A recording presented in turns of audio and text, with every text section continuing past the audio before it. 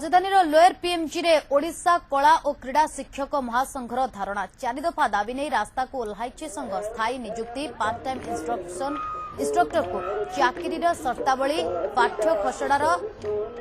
Job charter तुरंत व्यवस्था एवं अण तालीम प्राप्त शिक्षकों को तालीम देवा आदि विभिन्न दाबी नहीं आंदोलन करिछि ओडिशा कला और क्रीड़ा शिक्षक महासंघ। 4 वर्ष धरी ए शिक्षक माने उच्च प्राथमिक विद्यालय मानकरे कला और क्रीड़ा रे शिक्षादान करुथिले मध्य ए जाय सेमानकु अस्थायी शिक्षक भावे रखा जायतिबा अभियोग करछथि। दाबी पूर्ण न हेबा जाय आंदोलन जारी रहइबो बोली चेतावनी दैछन्ति कला और क्रीड़ा शिक्षक संघ।